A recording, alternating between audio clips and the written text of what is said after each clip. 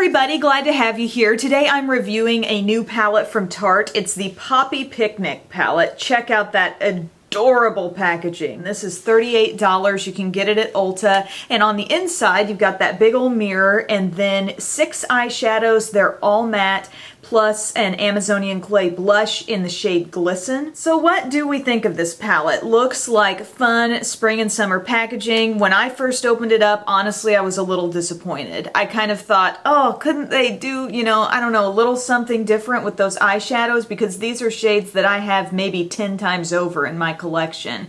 And I've got to step back and realize not everybody wants pops of color in their eyeshadows or something kind of weird and different in there. I get that, and I understand they're trying to appeal to the masses with this palette. They did just recently come out with the Tartelette Palette, which was full of matte neutrals, albeit wonderful textures, easy to work with, didn't generate a lot of fallout, great matte shadows. But with this, it's like you're getting those shades all over again, plus a blush, basically. Now, Tarte is kind of on a roll with their matte shadows lately. As I was saying, I think they are a really great texture to work with. I think they're soft enough and easy to blend out, but they don't kick up a lot of fallout or, dustiness once you stick your brush in, and I don't notice fallout like on my cheek after I've done an eye look. I feel like I can get the same looks with this palette as I can with this, with the exception of this peach shade here. There isn't really an exact shade like that in the Tartelette. If you do collect a lot of eyeshadow palettes, these shades aren't really anything that unique. As you look at the swatches, you can see you've got a couple of cream options, one that has a little more pink to it, one that's more neutral.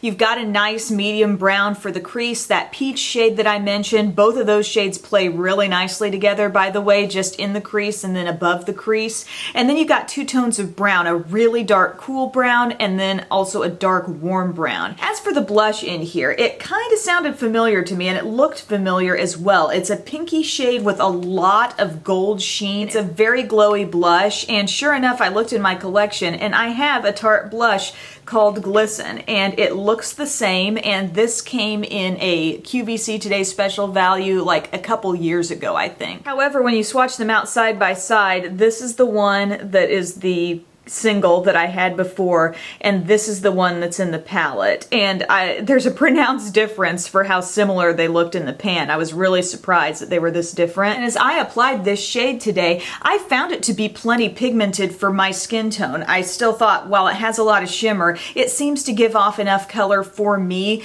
Where this comparison might be of interest is for people with a deeper skin tone, because the old shade definitely gives off more color, so if you're a tan or rich skin tone, you might need something like that. I want to show you the look I created with this palette today. I thought of it as kind of a wearable daytime smoky eye because I really didn't take it too far out in terms of an outer V. I kept it kind of confined to the immediate eye area. And I kind of like how it turned out. I even like it with this pop of bold orangey lip, but I took a cream shade right around the inner corner. Then I patted that deep cool brown all over the rest of the lid. I took a more precise brush then and kind of targeted that shade right on the outer corner. Then I took the medium matte brown and I swept that throughout the crease. Then I picked up the peachy shade and went just above it, and I really do like the way those two shades kind of layer and mix on the eye. And then I took the cream shade from the palette and I just used that as my highlight up under the brow. I took the deep dark brown again with a smudge brush on the outer part of the lower lash line,